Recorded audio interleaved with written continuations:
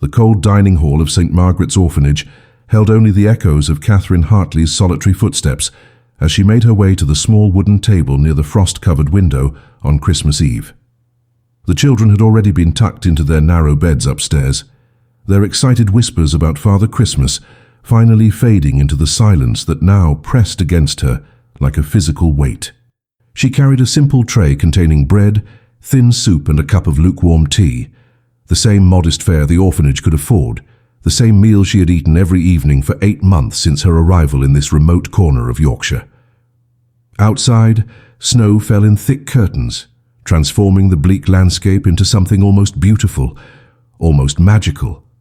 Yet Catherine felt none of the wonder that Christmas Eve was supposed to inspire. She was a duchess, though no one in this small village knew it, and even if they did, what difference would it make now? Her title had become as invisible as she was, stripped away not by law, but by abandonment, by the calculated cruelty of the one man who had promised to honor her before God and society. Catherine's hands trembled slightly as she broke the bread, not from cold, but from the memory that always returned on quiet evenings like this, the memory of her wedding day 8 months prior. She had stood beside Sebastian Blackwood, Duke of Ravenscross, in the Grand Cathedral of London, surrounded by hundreds of aristocratic guests whose eyes held nothing but curiosity and speculation. It had been a marriage of convenience, arranged by their families to unite 2 respectable estates, and Catherine had entered it with cautious hope, believing that perhaps affection could grow where duty had planted its seeds. Sebastian had been devastatingly handsome in his formal attire, his dark hair perfectly styled, his grey eyes unreadable as he spoke his vows in a voice that carried no warmth, only obligation. She remembered how his hand had felt against hers during the ceremony, cool and impersonal, as though he were signing a business contract rather than binding himself to another human soul. After the wedding breakfast, he had escorted her to Ravenscross Manor, the sprawling ducal estate in the countryside. And then he had simply left, returning to London for weeks at a time, leaving her to wander the cold halls of her new home like a ghost, speaking only to servants who regarded her with pity, barely concealed behind their professional courtesy. For 3 months Catherine had tried to be the wife Sebastian needed, even though he gave her nothing to work with except absence and silence. She had managed his household with quiet efficiency, had learned the names and histories of every servant, had begun charitable work in the nearby village, hoping that perhaps her dedication would earn his respect, if not his affection. When he did return to Ravenscross Manor for brief visits, he was cordial but distant, treating her with the same cool politeness one might extend to a competent housekeeper rather than a wife. Catherine told herself that time would soften him, that whatever pain or disappointment had frozen his heart would eventually thaw if she could only prove herself worthy of his trust. She had no idea that Lady Victoria Ashton, a beautiful widow who had once been engaged to Sebastian before a scandal had broken their betrothal years earlier, was watching Catherine's efforts with venomous jealousy, plotting a destruction so thorough that it would erase Catherine from Sebastian's life entirely. The fabricated letters had been masterpieces of cruel imagination, written in a hand that mimicked Catherine's own delicate script with disturbing accuracy, filled with passionate declarations supposedly addressed to a fictional lover, detailing secret meetings and forbidden embraces that had never occurred. Lady Victoria had known exactly which servants to bribe, exactly which rumours to plant, exactly how to ensure that these forgeries would reach Sebastian's hands at a moment when he was already in London, already surrounded by society's gossips, already vulnerable to the old wound of betrayal that had never fully healed from his first broken engagement. When Sebastian had confronted Catherine with the letters at Ravenscross Manor, his face had been a mask of ice, his voice cutting through her shocked denials like a blade through silk. He had not shouted or raged, which somehow made it worse, his cold pronouncement that she had disgraced his name and would be removed from society hanging in the air between them like a death sentence. Catherine had begged him to investigate, to question the letter's authenticity, to simply look into her eyes and see the truth written there, but Sebastian's grey eyes had been empty of everything except contempt. Within days, she had been sent away to St. Margaret's Orphanage under the pretense of performing charitable work, but everyone understood what it truly meant: exile, social erasure, a living burial far from the world that had briefly been hers. Sebastian had not divorced her, perhaps because scandal would have reflected poorly on his ancient title, but he had done something far more cruel by making her disappear while keeping her bound to him, a ghost wife who existed in legal documents but nowhere else. The high society that had once curtsied to her now whispered about the mysterious Duchess of Ravenscross, who had vanished so suddenly, and the whispers painted her as everything from adulteress to madwoman, each rumour more damning than the last. Now, as Catherine sat alone in the orphanage dining hall on Christmas Eve, watching the snow fall beyond the window while her soup grew cold, she understood that some betrayals were so complete that they transformed you into someone new, someone harder and sadder, but also somehow stronger. She had survived 8 months of obscurity and hard work, had found purpose in caring for children who had even less than she did, had learned that dignity was something you carried inside yourself rather than something society granted you. Yet even as she told herself that she had moved beyond hoping for Sebastian's return, beyond dreaming of vindication, a small, traitorous part of her heart still wondered what it would feel like to hear him say he had been wrong, to see him look at her with something other than cold dismissal. The church bells in the village began to ring, marking the arrival of Christmas, and Catherine closed her eyes against the tears that threatened to fall, unaware that at that very moment a coach bearing the Ravenscross crest was racing through the snowy night toward St. Margaret's, carrying a duke who had finally learned the devastating cost of believing a lie. The arrangement that had led to Catherine's marriage to Sebastian Blackwood had been negotiated in drawing rooms, filled with afternoon light and quiet ambition, a transaction dressed in the language of family duty and strategic alliance. Catherine's father, Sir Richard Hartley, had been a respected baronet whose estate, though profitable, carried debts accumulated through a series of unfortunate investments and a gambling habit he had never quite conquered. The Blackwood family, by contrast, possessed wealth that stretched back centuries, a dukedom granted during the reign of Queen Elizabeth, and social influence that opened every door in England. When Sebastian's mother, the Dowager Duchess of Ravenscross,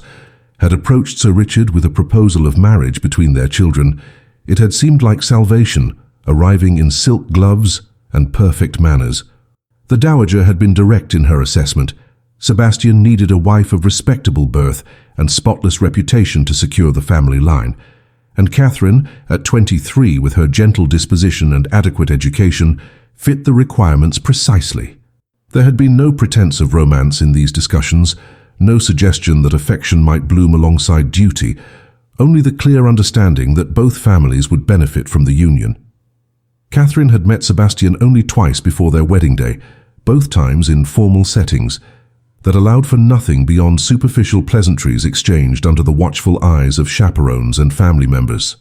During their first meeting at a garden party, hosted by mutual acquaintances,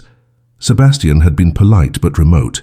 his answers to her careful questions brief and unrevealing, his attention seeming to drift toward some invisible horizon that she could not see. She had noticed the way his jaw tightened when Lady Victoria Ashton entered the garden,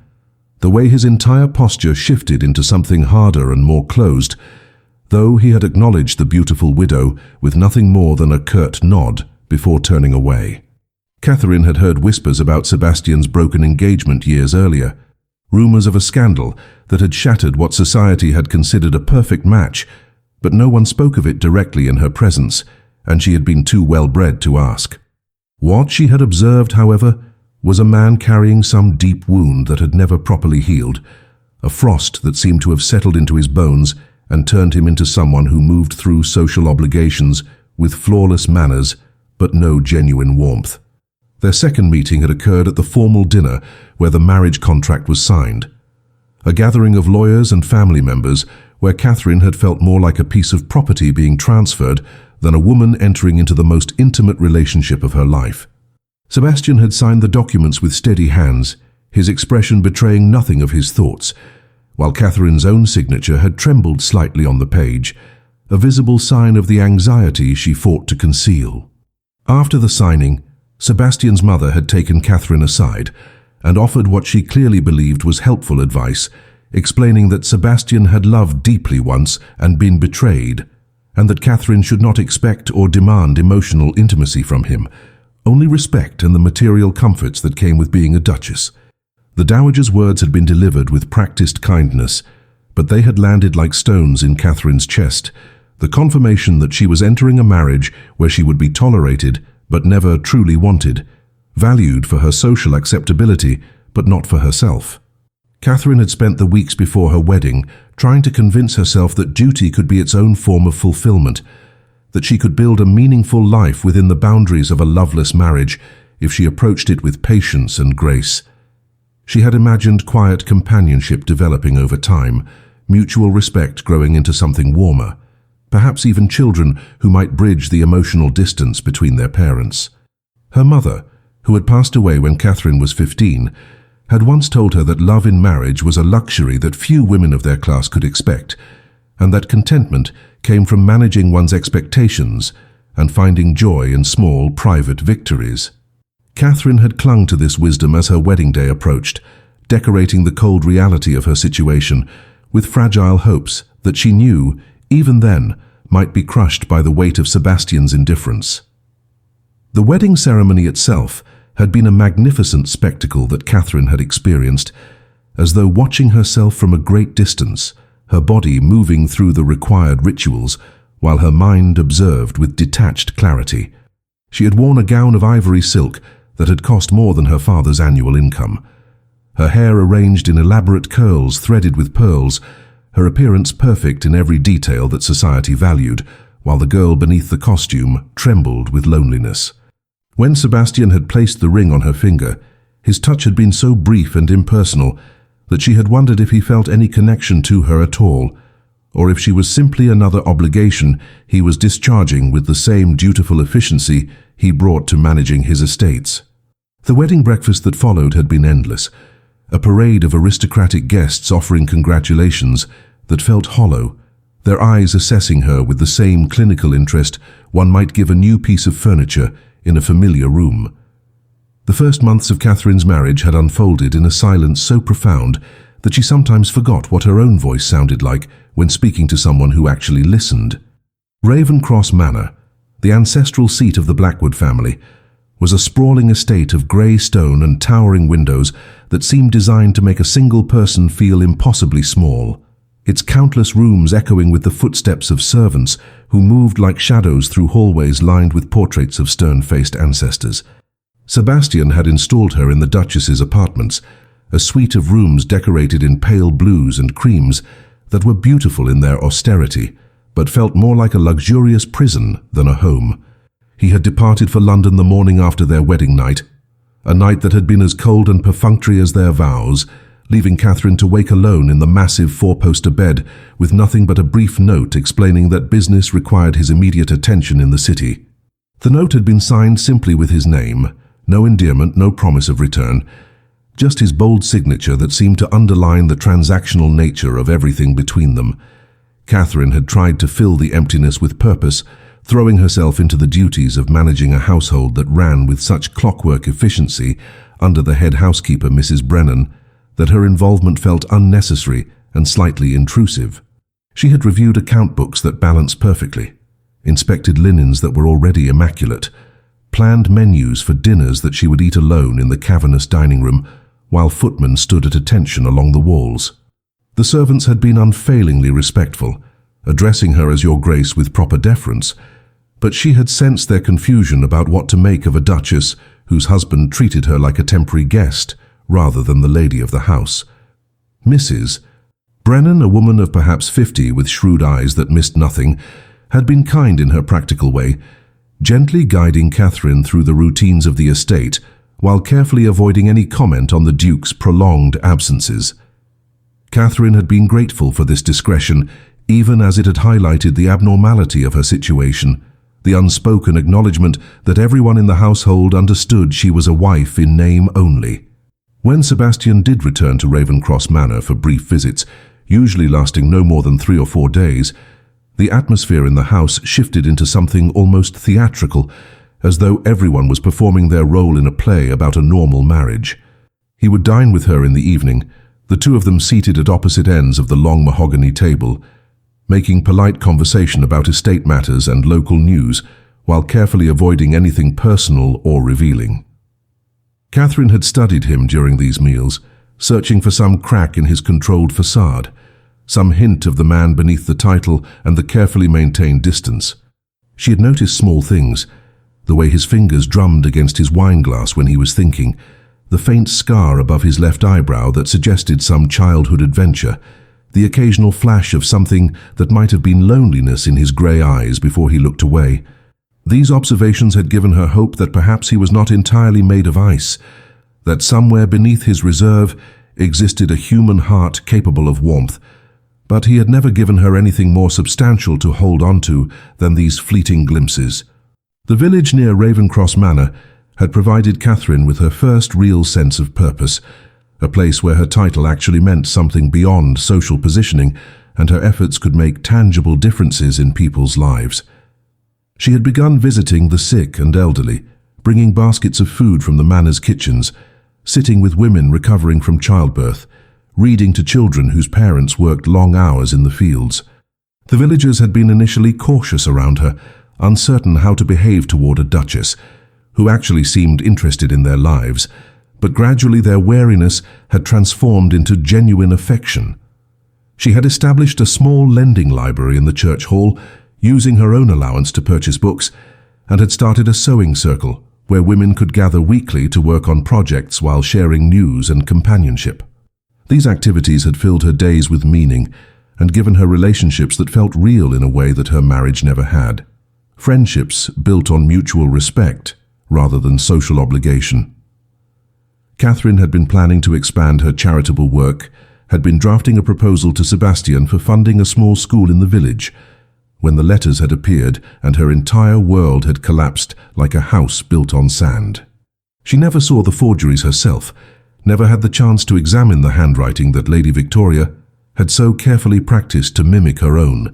never knew exactly what lies had been written in her name until much later. What she remembered was Sebastian arriving at Ravencross Manor unannounced, his face carved from granite, his eyes holding an accusation so complete that it had stopped her heart. He had spoken to her in the library, that room lined with thousands of books that now seemed to mock her with their useless knowledge, and his words had been measured and final, each syllable dropping like a stone into still water, creating ripples that would destroy everything she had carefully built. The exile to St. Margaret's orphanage had been presented to Catherine as an opportunity for charitable service, but everyone involved understood the true nature of her banishment from society and from any proximity to the life she had briefly inhabited as the Duchess of Ravencross. The orphanage sat at the edge of a small Yorkshire village, a sturdy stone building that had once been a manor house before being converted to house children whose parents had died from illness, poverty, or the dangerous work in nearby mills and mines. Mrs. Dawson, the orphanage director, had received Catherine with a mixture of sympathy and pragmatic acceptance, explaining that they desperately needed help with the 23 children currently in their care, and that Catherine's presence, regardless of the circumstances that brought her there, would be a blessing to the overwhelmed staff. Catherine had arrived with a single trunk of plain dresses, her fine gowns left behind at Ravencross Manor, like costumes from a play that had closed after a disastrous opening night, and she had been given a small room on the 3rd floor that held nothing but a narrow bed, a washstand, and a window overlooking the bleak moorland that stretched toward an endless horizon. The work at St. Margaret's had been physically exhausting and emotionally demanding in ways that Catherine's privileged upbringing had never prepared her for. Yet she had discovered within herself reserves of strength and patience that she had not known existed. She woke before dawn to help prepare breakfast for the children, simple porridge and bread that had to be stretched to feed so many hungry mouths, and her days were filled with tasks that ranged from teaching basic letters and numbers to mending torn clothes to comforting children who woke screaming from nightmares about the traumas that had brought them to this place. The children had been wary of her at first, this gentle-voiced woman whose hands were too soft and whose manner was too refined to belong in their rough world. But gradually they had accepted her presence and then sought it out, clustering around her during lessons or reaching for her hand during their evening prayers. Catherine had learned all their names and stories, had memorized which children needed extra patience and which ones responded best to quiet encouragement, had discovered that loving these forgotten souls was perhaps the first truly meaningful thing she had ever done with her life. The other staff members at St. Margaret's had treated Catherine with cautious respect,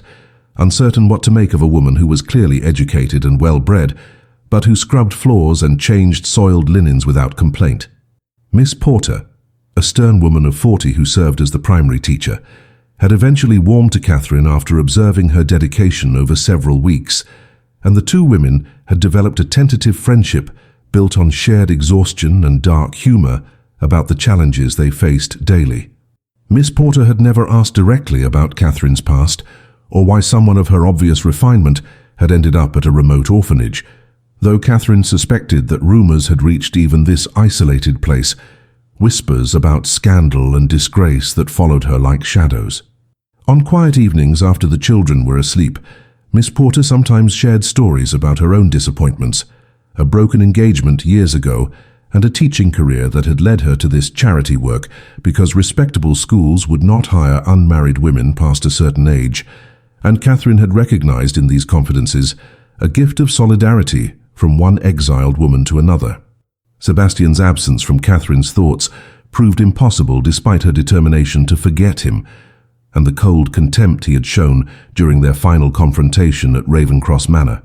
She found herself remembering small moments from their brief marriage, the way he had once steadied her elbow when she stumbled on the manor steps, the time she had seen him speaking gently to a stable boy who had made a mistake, the afternoon she had glimpsed him through the library window staring at nothing,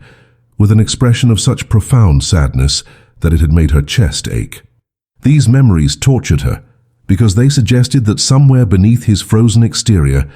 existed a capacity for tenderness that he had chosen to deny her, that perhaps if circumstances had been different, if Lady Victoria's poison had not found its mark, something real might have eventually grown between them.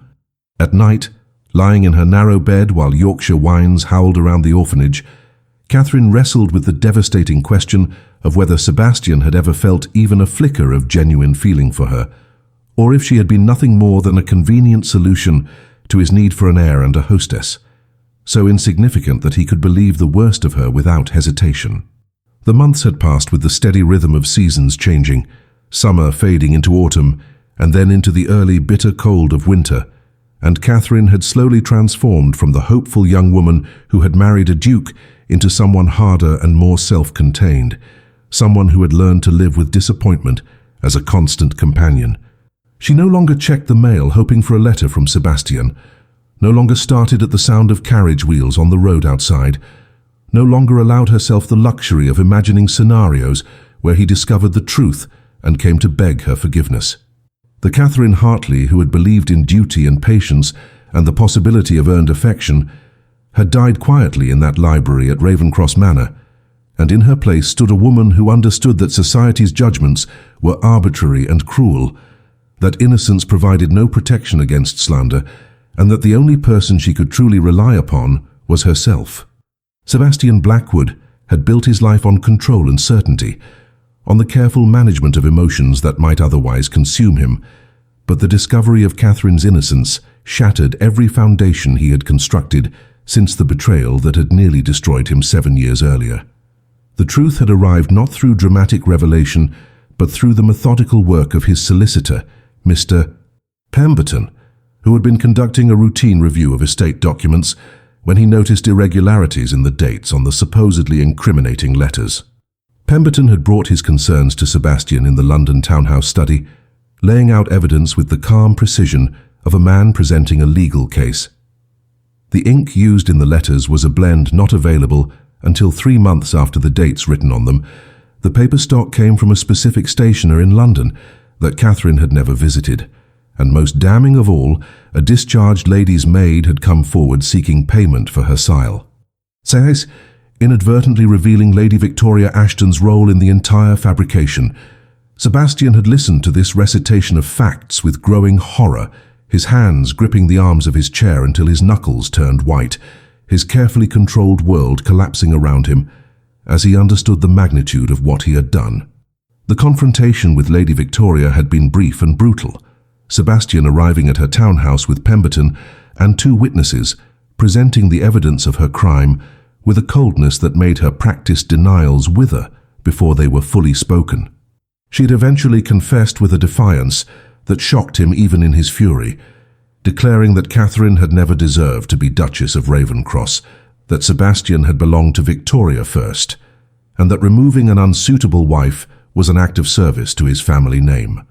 Sebastian had recognized in that moment the full measure of his own culpability, understanding that his willingness to believe the worst of Catherine had stemmed not from any failing on her part, but from his own damaged capacity for trust, his own conviction that betrayal was inevitable because it had happened to him before.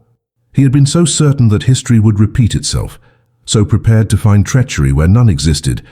that he had destroyed an innocent woman without giving her even the basic courtesy of a proper investigation. The guilt that settled over him was suffocating and absolute, a weight that made breathing difficult and sleep impossible. For 3 days after learning the truth, Sebastian had barely left his study, reviewing every interaction with Catherine through the lens of his new understanding, seeing for the first time how she had tried to reach him despite his coldness, how she had approached their marriage with hope and dignity, even when he gave her nothing in return. He remembered the way she had looked at him during their wedding, her eyes holding cautious optimism that he had dismissed as naive sentimentality, and the memory now felt like a knife turning in his chest. He thought about her efforts at Ravenscross Manor, the charitable work she had undertaken, the gentle patience she had shown with servants and villagers, all the signs of a woman of genuine character that he had been too blind and too damaged to recognize. Most agonizing was the memory of their final confrontation, the way she had pleaded with him to investigate, to question the evidence, to simply look at her and see the truth, and how he had turned away from her desperate innocence with contempt carved into his features.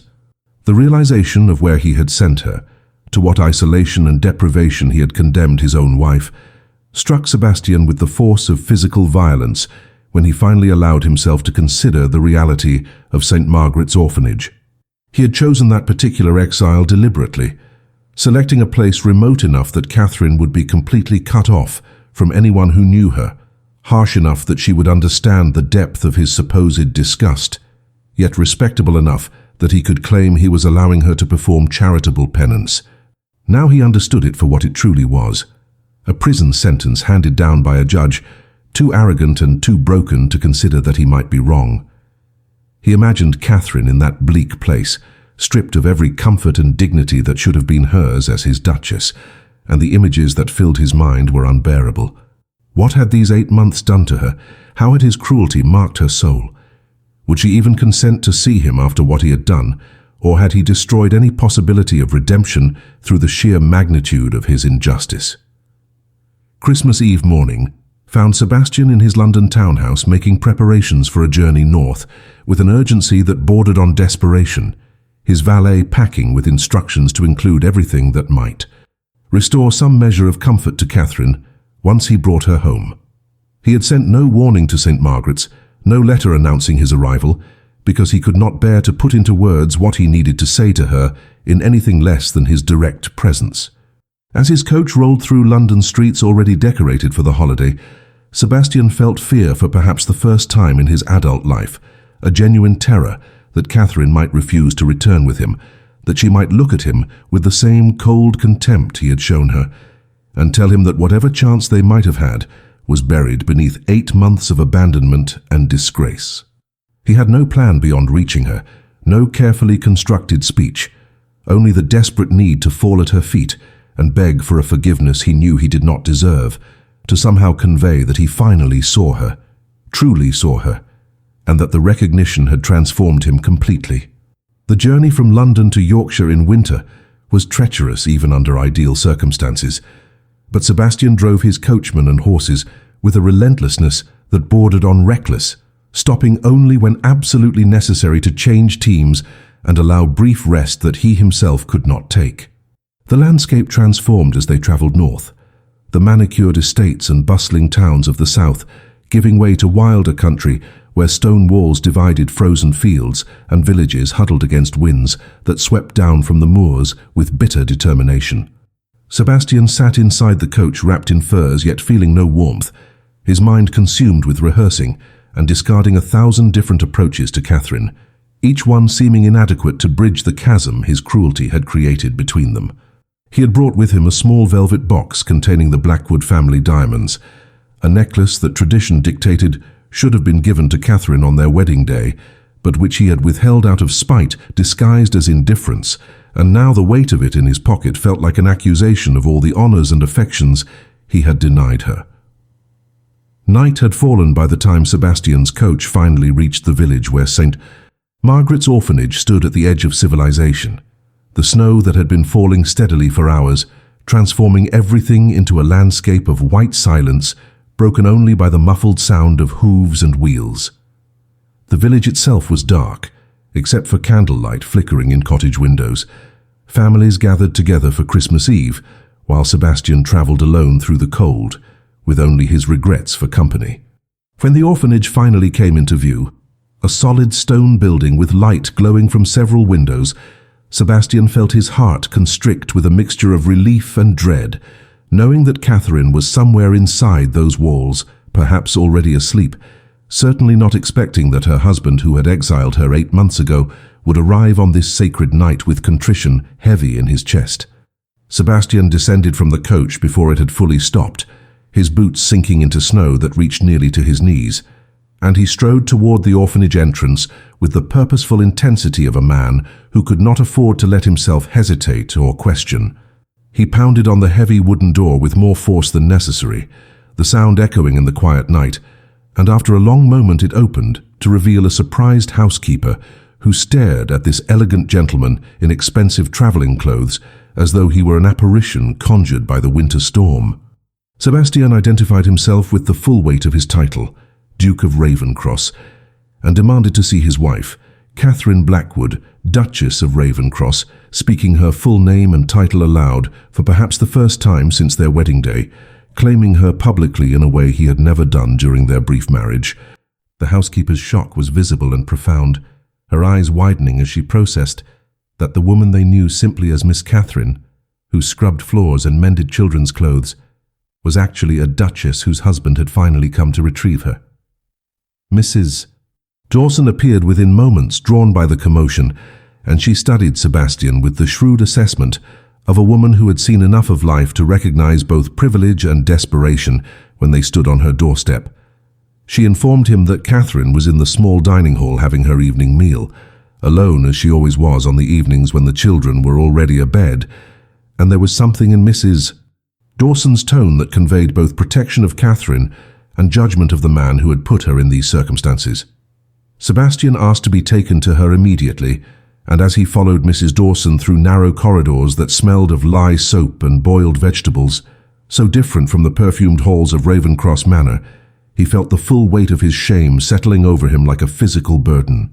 He had condemned Catherine to this, had stripped her of every comfort and dignity that should have been hers, and now he was about to face the woman he had wronged so profoundly that he could scarcely imagine how to begin making amends. The dining hall door stood slightly ajar, and through the opening Sebastian caught his first glimpse of Catherine in 8 months, and the sight stopped him as effectively as a physical blow to his chest. She sat at a small wooden table near a frost-covered window, her back straight despite obvious exhaustion, her simple grey dress so different from the fine gowns he had provided her at Ravencross Manor, her hair arranged in a plain bun, rather than the elaborate styles his mother had insisted a duchess should wear. She was breaking bread with hands that looked rougher than he remembered, the hands of someone who worked, rather than merely supervised, and there was something in her posture that spoke of hard-won dignity, of a woman who had survived his cruelty and found strength in places he had tried to bury her. Sebastian stood frozen in the doorway, Mrs. Dawson and the housekeeper hovering behind him, and he understood in that crystalline moment that Catherine had become someone different during these months of exile, someone who had learned to exist without him, and that winning back even a fraction of her regard would require him to offer everything he had withheld before: his truth, his vulnerability, his heart laid bare before her judgment. Catherine sensed the presence before she heard the footsteps, some instinct born of 8 months of heightened awareness, in a place where danger could come from unexpected quarters, and when she turned toward the dining hall entrance, her breath caught in her throat at the impossible sight of Sebastian Blackwood standing there, as though summoned by her loneliest thoughts. For a moment she wondered if exhaustion had finally broken her mind, if she was hallucinating the man who haunted her dreams and nightmares in equal measure, but the sharp intake of breath from Mrs. Dawson behind him confirmed his reality, even as it defied all logic and expectation. Sebastian looked different than she remembered, his face thinner and marked by lines of strain that had not been there before, his expensive traveling clothes dusted with snow, his grey eyes fixed on her with an intensity that made her want to look away, yet held her frozen in place. The silence stretched between them like a physical thing, weighted with everything unsaid during their brief marriage and brutal separation, and Catherine felt her carefully constructed defences,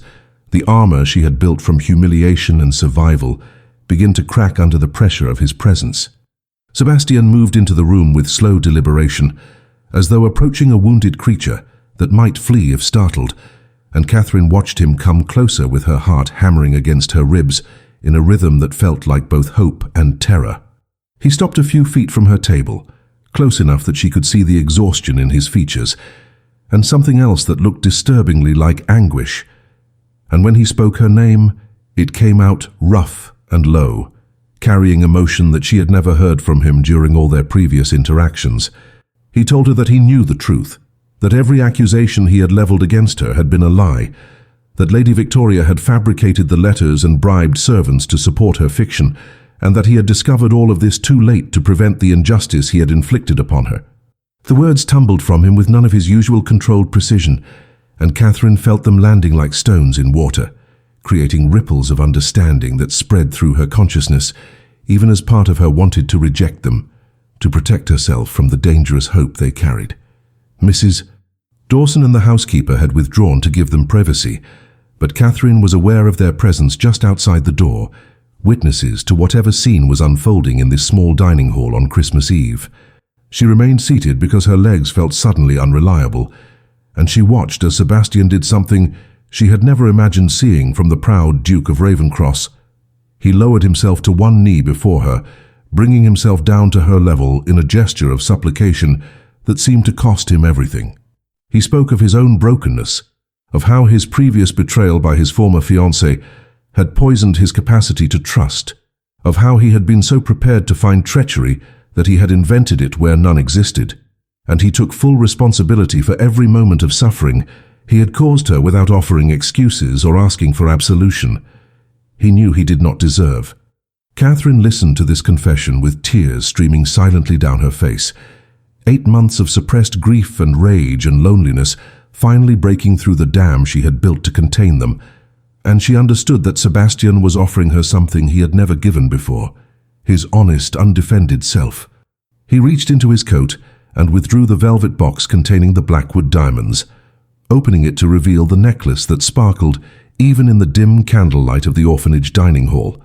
a piece of jewelry worth more than the entire building and everything in it. Sebastian told her that this should have been hers on their wedding day, that he had withheld it out of petty cruelty disguised as propriety, and that now he was offering it not as a gift, but as a symbol of all the honors and affections he had denied her throughout their marriage. He acknowledged that jewels could not compensate for the damage he had done, that no material wealth could restore the months she had lost or erase the humiliation he had subjected her to, but he hoped she might accept them as evidence of his sincere desire to begin again if she would grant him that undeserved mercy. Catherine stared at the diamonds through her tears, understanding that accepting them would mean choosing to forgive the unforgivable, to risk her hard-won peace for the possibility of something she had given up hoping for, and the weight of that decision felt crushing in its magnitude. Sebastian's voice broke as he made his final plea, telling Catherine that he had come to bring his Duchess home, not as a wife of convenience, but as the woman he had finally learned to see and value, the woman whose strength and grace had survived his worst efforts to break them. He promised her that if she would return to Ravencross Manor with him, he would spend the rest of his life proving himself worthy of her, publicly claiming her as his beloved wife before all of society, giving her everything he should have offered from the beginning, including the one thing he had never believed himself capable of giving, his love, genuine and unreserved. Catherine saw the truth of his words written in his face, in the vulnerability he was displaying before her, and she recognized that this moment held the power to define the rest of her life, that what she decided in this small dining hall on Christmas Eve would determine whether she remained forever the woman who had been wronged or became the woman who had been vindicated, whether she stayed safe in her exile or risked everything for the possibility of the marriage she had once dreamed of having. Catherine's voice when she finally spoke was steady, despite the tears still wet on her cheeks, and she told Sebastian that she needed him to understand what these 8 months had cost her, not in material terms but in the deeper currency of selfhood and dignity. She described waking each morning in her narrow bed, knowing that the world believed her a disgraced adulteress, working alongside women who had shown her more respect and kindness than her own husband ever had, caring for children who had lost everything, yet still found reasons to smile while she struggled to remember what hope felt like. She spoke of the nights when she had lain awake wondering what fundamental flaw in her character had made her so easy to disbelieve, so simple to discard, questioning whether she had any value at all if the man who had sworn to honor her could turn against her based on forged letters, without even attempting to investigate the truth. Catherine needed Sebastian to know that his cruelty had not simply inconvenienced her or damaged her social standing. It had shaken the very foundations of her understanding of herself, and that whatever forgiveness she might offer would not erase those wounds but would require her to carry them forward into whatever future they might attempt to build together. Sebastian listened to Catherine's words with his head bowed, still kneeling before her, and when she finished speaking, he acknowledged every truth she had laid before him without attempting to minimize or deflect. He told her that he had no right to ask for her forgiveness, and certainly no right to expect it, that the damage he had inflicted was precisely as profound as she described, and he would not insult her by pretending otherwise. He spoke of his own awakening during the days after learning the truth, how he had been forced to confront not just his error in believing the forgeries, but the deeper failure of character that had made him capable of such cruelty toward an innocent woman who had done nothing but try to be a good wife under impossible circumstances. Sebastian admitted that he had been so determined to protect himself from potential betrayal that he had become the betrayer,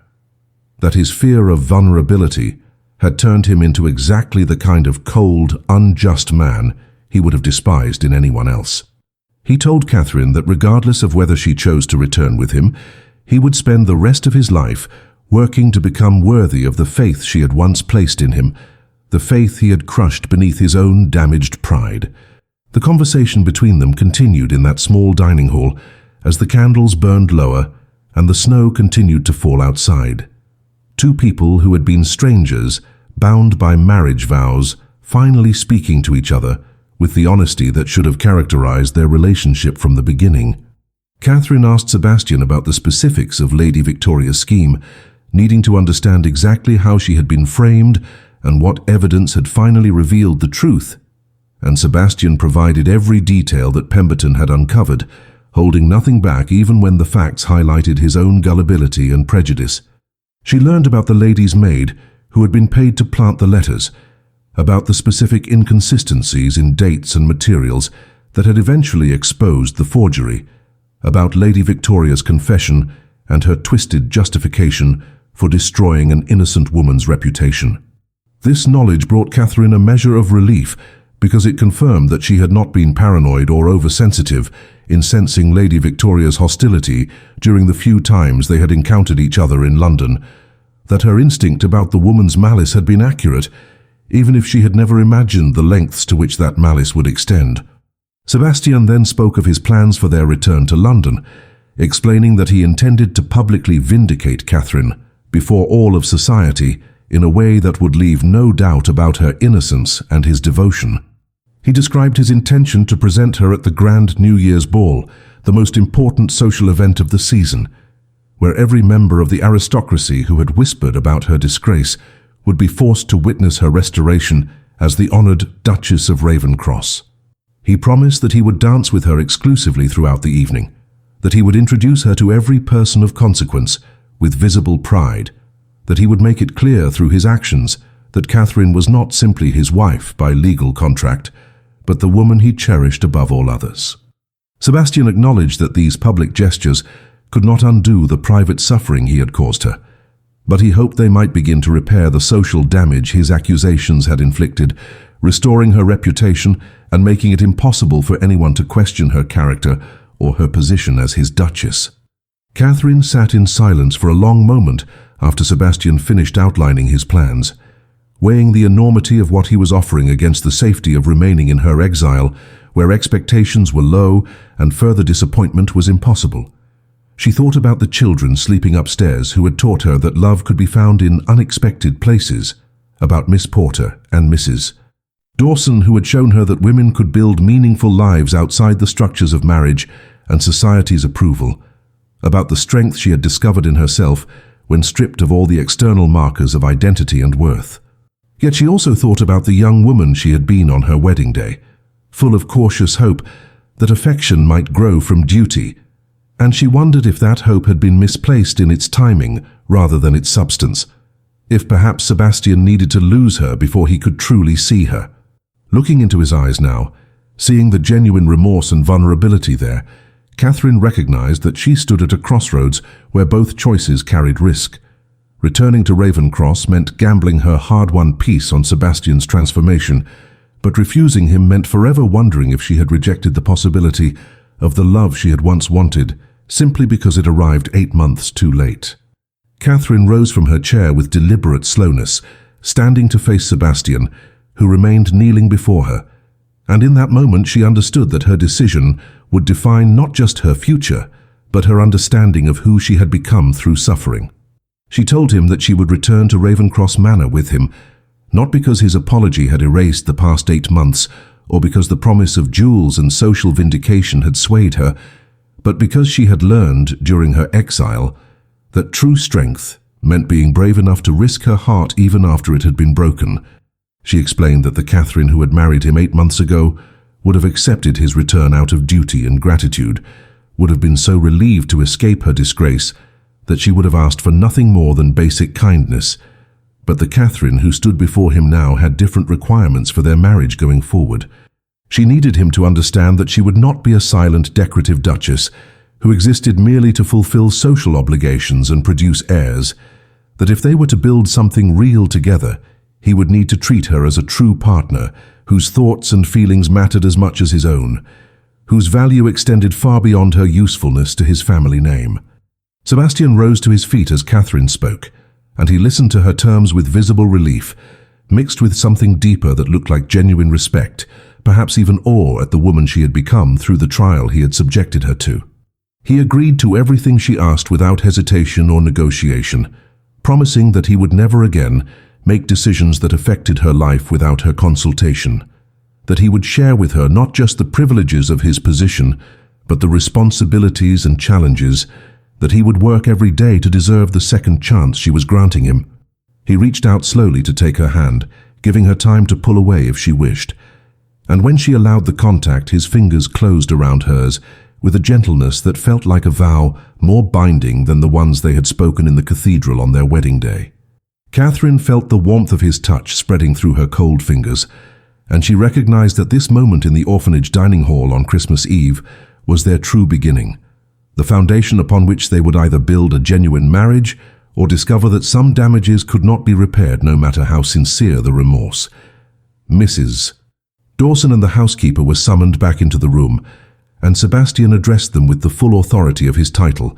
explaining that he was taking Catherine home to assume her rightful position as Duchess of Ravencross.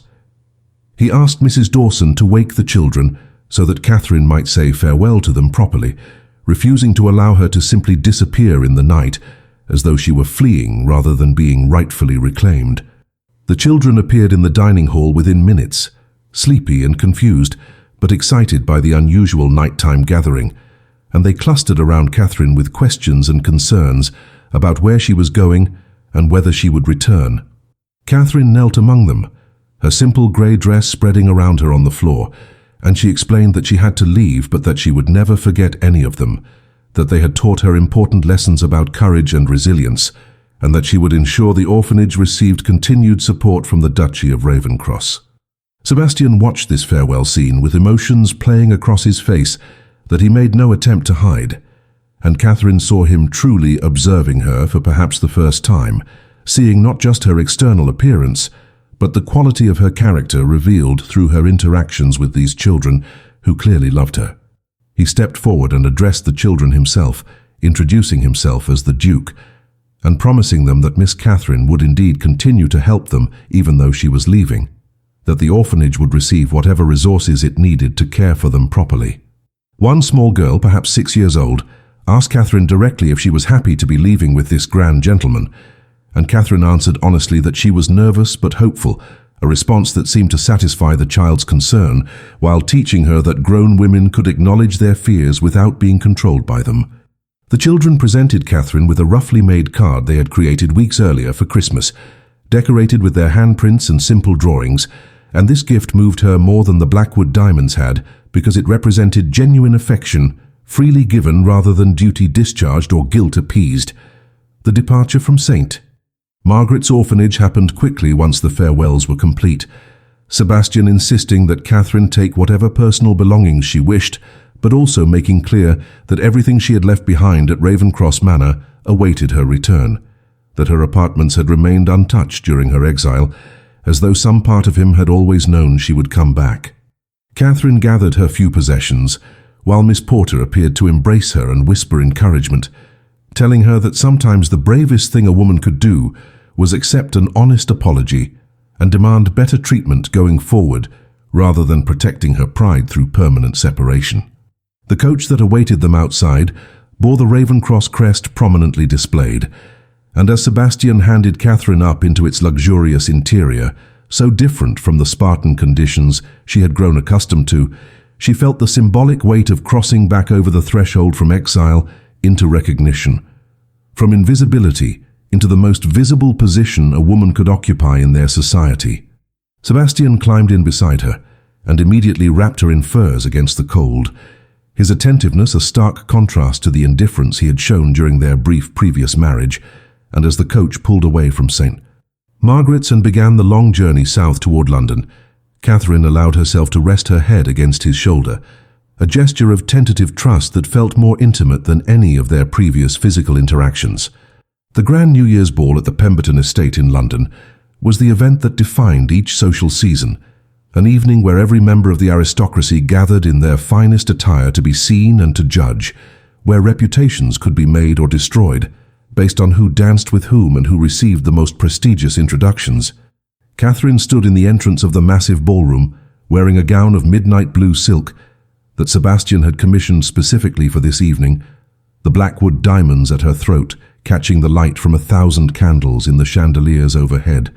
and she felt the moment when every conversation in the room ceased as people turned to stare at the Duchess of Ravencross, who had been absent from society for 8 months amid swirlings.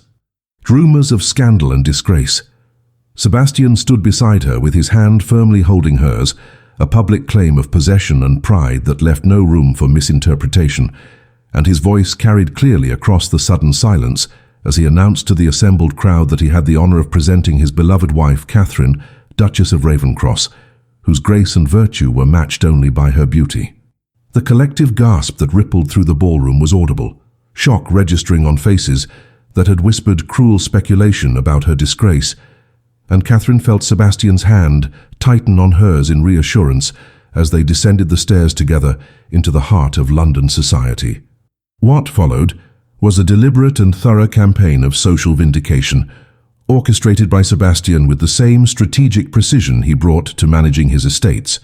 each interaction carefully chosen to restore Catherine's reputation and demonstrate his devotion before the very people who had condemned her. He led her directly to the center of the ballroom floor for the opening waltz, an honor traditionally reserved for the most distinguished couple present. And as they danced, he looked at her with such open adoration that even the most hardened gossips found it impossible to maintain their skepticism about his feelings. Throughout the evening, Sebastian refused every request to dance from other ladies, a breach of social protocol that would have been scandalous under normal circumstances, but which only emphasized his exclusive devotion to Catherine, and he remained at her side during every moment, introducing her to every person of consequence with visible pride, and making it clear through his manner that anyone who dared slight his wife would earn his permanent enmity. Catherine moved through these interactions with a composure born from her months at St. Margaret's, meeting curious stares with quiet dignity, answering intrusive questions with polite deflection, and gradually winning over even those who had been most eager to believe the worst about her. The turning point of the evening came when Lady Victoria Ashton, who had somehow secured an invitation despite her role in the scandal, appeared at the edge of the ballroom with obvious intention to create a scene. Sebastian moved to intercept her before she could approach Catherine, and his confrontation with the woman who had orchestrated his wife's disgrace was witnessed by dozens of guests who strained to hear their low-voiced exchange. Whatever Sebastian said to Lady Victoria caused the colour to drain from her face, and she departed the ball within minutes, her abrupt exit accompanied by renewed whispers as people began to piece together the truth about who had actually been at fault in the supposed scandal. Sebastian returned to Catherine's side and told her loud enough for nearby guests to hear that Lady Victoria would be leaving London permanently, her reputation destroyed by the revelation of her crimes, and this public confirmation of Catherine's innocence rippled through the ballroom like fire through dry grass, transforming the atmosphere from skeptical curiosity to sympathetic admiration. As midnight approached and the new year prepared to arrive, Sebastian led Catherine onto the terrace overlooking the garden, away from the crowded ballroom, but still visible to guests who watched through the tall windows. He told her that he wanted to begin their new year properly, with complete honesty about his feelings, and he spoke words he had never said during their first months of marriage, simple declarations that he loved her, that discovering her strength and grace had changed him fundamentally, that he considered himself the most fortunate man in England to have a second chance with a woman of her extraordinary character. Catherine listened to these words with tears gathering in her eyes, not the bitter tears she had cried at St. Margaret's, but tears of relief and joy, the kind that came from finally receiving what you had stopped allowing yourself to hope for. When the bells began to ring announcing the arrival of the new year, Sebastian kissed her for the first time, with genuine tenderness rather than cold duty, and Catherine kissed him back, and in that moment they both understood that they were creating something new from the ruins of their first disastrous attempt at marriage, building a foundation strong enough to support the weight of genuine love. The weeks and months that followed saw Catherine fully restored to her position as Duchess of Ravenscross. But more importantly, she found herself in a marriage that bore no resemblance to the cold arrangement that had preceded her exile.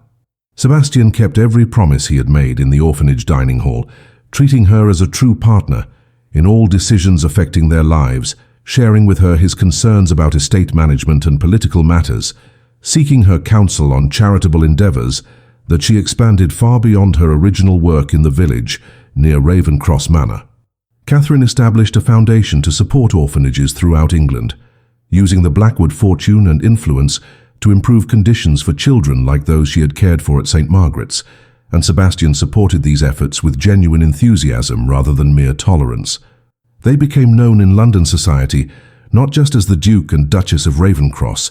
but as a couple whose devotion to each other was obvious and enviable, whose transformation from cold arrangement to genuine love became the kind of story that people repeated with satisfaction, proof that even the most damaged relationships could be healed if both parties were willing to be vulnerable and honest. When Catherine gave birth to their first child 18 months after that Christmas Eve reunion, a daughter they named Hope, in acknowledgement of the quality that had saved their marriage, Sebastian held his wife and child with wonder in his eyes, understanding that he had been given a gift he had come dangerously close to destroying through his own fear and pride. Dear listener, Catherine's story reminds us that our worth is not determined by how others choose to see us, especially when they are blinded by their own wounds and limitations. There will be times in your life when you are misjudged, when your intentions are questioned, when your character is dismissed by people who should know better, and in those moments you have a choice about how to respond. You can internalize these false judgments and allow them to define you, or you can do what Catherine did, maintain your dignity, continue living according to your values, and trust that truth has a way of emerging even when it seems buried beneath lies and misunderstanding. Catherine's vindication came not because she demanded it or fought for it aggressively, but because she continued being exactly who she was, a woman of integrity and compassion, regardless of whether anyone was watching or acknowledging her value. Her strength during exile was not about enduring suffering with silent martyrdom, but about refusing to let someone else's cruelty transform her into someone bitter or diminished, about finding purpose and meaning even in circumstances designed to break her spirit. And when Sebastian finally offered his apology and his love, Catherine was brave enough to accept it, to risk her heart again despite having every reason to protect herself, because she understood that forgiveness is not about excusing the harm done, but about choosing possibility over safety, growth over stagnation. Perhaps you are in your own form of exile right now, feeling unseen or undervalued by people whose opinions matter to you, wondering if your quiet virtues will ever be recognized or if you are destined to remain invisible. Take heart from Catherine's journey and remember that the right people will eventually see you clearly, that love worth having is love that chooses you not despite your humanity, but because of it, and that sometimes the greatest vindication is not proving others wrong but becoming so fully yourself that their judgment becomes irrelevant. Your value exists independent of recognition. Your dignity cannot be stripped away by someone else's blindness, and the happy ending you deserve begins the moment you decide that you are worthy of it, regardless of who has failed to see that truth. May you have Catherine's courage to endure, her wisdom to forgive when forgiveness is genuinely earned, and her strength to build a life of meaning, whether or not anyone is applauding.